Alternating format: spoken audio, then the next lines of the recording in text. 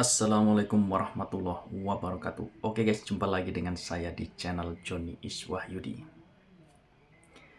Guys, DPR Malaysia akui kemajuan Indonesia yang sangat pesat guys. Bahkan meragakan apa yang diragakan oleh Presiden Jokowi. Warga Indonesia foto guys, foto selfie dekat Malaysia, di post. Lihat ada Malaysianya, wah Malaysia cantik. Sekarang katanya berbeda guys. Jadi warga Malaysia foto selfie post dekat Indonesia bahwa Indonesia lebih cantik lagi. Wah. Jadi DPR Malaysia pun mengakui kemajuan yang sangat pesat untuk Indonesia di bawah pimpinan Joko Widodo guys.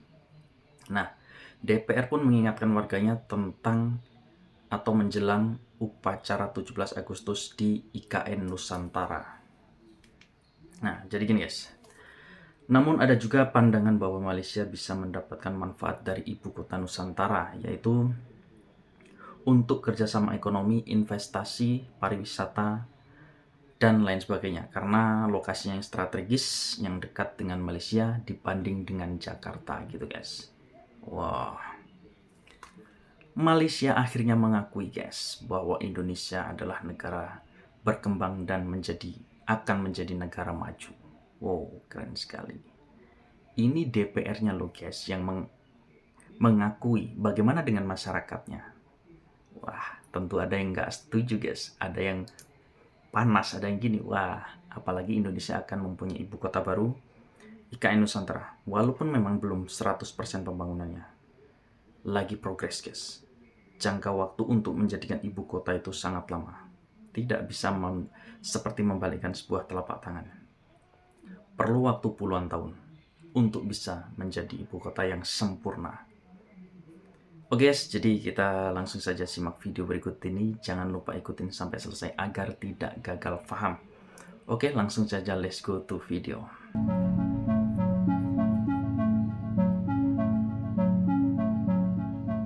Indonesia sebentar lagi akan melaksanakan HUT upacara 17 Agustusan di IKN untuk pertama kalinya. Pembangunan ibu kota Nusantara itu sudah mencapai sekitar 90% dan ini akan menjadi sejarah bagi Republik. Tapi IKN yang berada di Kalimantan itu mendapat sorotan dari tokoh Malaysia. Ia menyoroti ekonomi masa depan Indonesia yang begitu besar dan khawatir warga Malaysia akan bekerja di Indonesia. Ekonomi Indonesia masa depan yang begitu besar.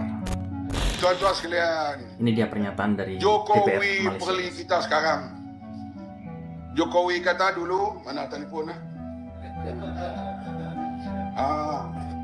dulu dia kata bila orang nak ambil gambar di sempadan, dia duduk sebelah Indonesia ambil gambar pos Malaysia, cantik dan hebat. Sekarang sudah berubah, kata Jokowi. Orang duduk sebelah Malaysia ambil pos yang dibina oleh Indonesia. Karena Indonesia sekarang sedang membesar dan kita negara maju. Indonesia akan buat ibu negara baru yang nilainya lebih kurang 308 bilion di Kalimantan. Sekarang kita nak dapat orang gaji Indonesia 1.300 hingga 1.500 gaji nak bayar pada mereka. Kalau naik sampai 2.000 nanti, kita pula akan pergi bekerja di Indonesia tak lama lagi. Konteks yang berlaku di Nusantara, mungkin bagi saya mungkin mereka juga belajar daripada kita, tapi kita tak belajar dengan diri kita sendiri. Yang mana di situ mereka bercakap tentang ekonomi baru di Nusantara, bercakap tentang autonomous vehicles, autonomous public transport, AI teknologi, data center, smart building, green city. Semua itu memberi gambaran dan cuba menjenamakan Indonesia, kata ini adalah negara masa depan. Dan kesan daripada itu, of course, dia cuba mempengaruhi interest, minat kepada investor, pelabur-pelabur. Dia kata, wah, ini bukan the backward city yang kita bayangkan dulu. Ini bukan negara rasuah, ini bukan negara kampung, bukan negara yang terkebelakang. This is negara ASEAN yang bercakap tentang ekonomi masa depan, teknologi masa depan, dan ini adalah negara yang lebih efisien untuk pelaburan itu berlaku. Bagi saya, jika model itu dibina dan berjaya dibina sedemikian dengan pasaran mereka yang sebegitu luas, di Indonesia rakyat mereka sebagai konsumer yang besar, maka bagi saya dia akan merevolusikan Indonesia. Dan it is coupled dengan beberapa usaha lain. Contohnya bagaimana mereka merevolusikan pendidikan mereka pada hari ini. Pendidikan berdasarkan kreativiti murid daripada semata-mata nak cakap tentang exam oriented ataupun model-model yang kita cuba dan tidak berjaya. Bila saya dengar kata Malaysia duk bising kata kita punya pendidikan PDPR, pendidikan atas talian ni gagal, bagi saya ni satu masalah yang cukup besar.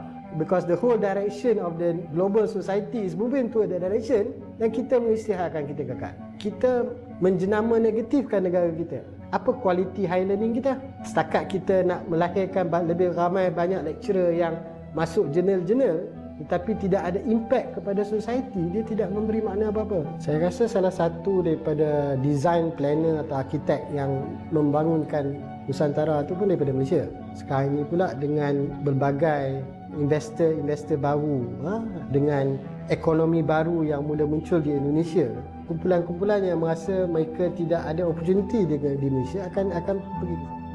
Malaysia pun turut mempererat perbatasan di wilayah Sabah dan Sarawak dan memperbaiki infrastruktur di sana. Pengaruh IKN sangat kuat di Kalimantan.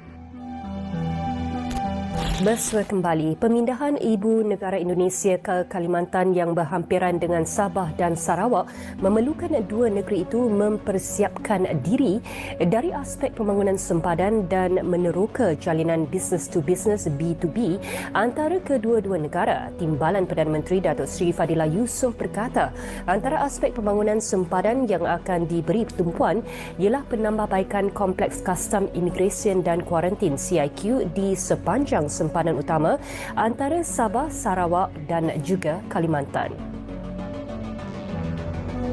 Bangunan di bandar-bandar di sempadan itu untuk dipercepatkan. PM10 MA63 yang dilaksanakan di Kuching itu hari sudah mengumumkan dan akan memberi tumpuan untuk pastikan kita akan dapat membangunkan kawasan-kawasan sempadan itu, utamanya untuk menambah jalan yang menuju ke CIQ di sempadan-sempadan utama di negara di antara Sabah, Sarawak dan Kalimantan. Beliau berkata demikian dalam temu bual khas dengan bernama baru-baru ini.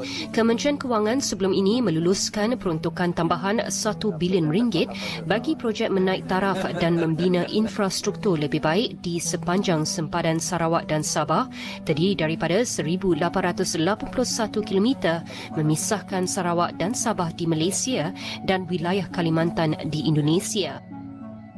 Dan baru-baru ini Presiden Jokowi pun sudah mulai berkantor di IKN dan ia meresmikan jembatan Pulau Balang yang menuju ke IKN. Bapak Ibu sekalian yang saya hormati, alhamdulillah pada sore hari ini akan segera kita resmikan salah satu infrastruktur pendukung Ibu Kota Negara Nusantara. Kita akan segera resmikan jembatan Pulau Balang yang menyeberangi Teluk Balikpapan yang akan menghubungkan antara kota Balikpapan dengan Kabupaten Penajam Pasir Utara, atau nantinya juga dari Provinsi Kalimantan Timur menuju ke Provinsi Kalimantan Selatan. Jembatan ini dibangun sejak 2015 dan menghabiskan anggaran 1,43 triliun dan tadi sudah kita coba jalan tol meskipun belum selesai 100% tapi mulus dan nyaman.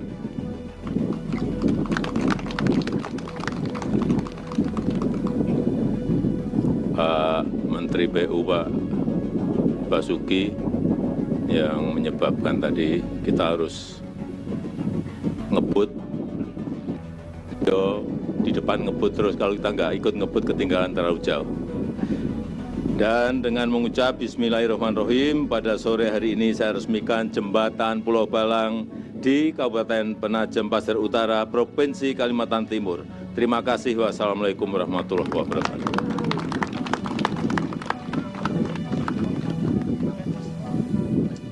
Selanjutnya penekanan tombol sirine. Mohon izin.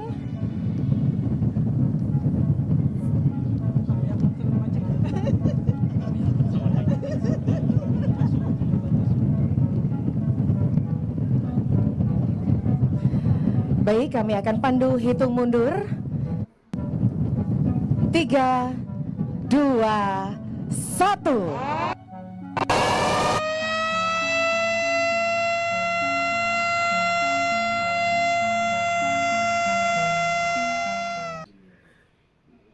Oke guys, jadi itulah tadi pernyataan dari DPR Malaysia yang menggambarkan tentang Indonesia atau Ibu Kota Nusantara yang berada di Kalimantan Timur guys.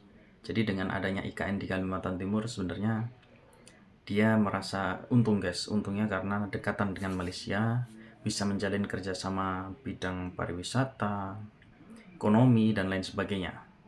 Itu tadi pendapatnya dari Malaysia. Nah, yang dulu Malaysia ngeyel-ngeyel guys, sekarang juga menyatakan DPR-nya pun mengakui kemajuan bangsa Indonesia. Di negaranya kita sendiri malah dihina Bapak Presiden. Aduh. Ya begitulah manusia, tidak ada yang sempurna. Oke, tidak apa-apa. Yang penting Indonesia maju. Oke guys, terima kasih saya sampaikan yang telah hadir di channel Johnny Iswahyudi dengan cara dukungannya dengan cara subscribe. Semoga yang subscribe diberikan rezeki melimpah, pekerjaan yang bagus gitu ya guys. Oke, terima kasih saya sampaikan. Jumpa lagi dengan saya di video berikutnya. Assalamualaikum warahmatullahi wabarakatuh.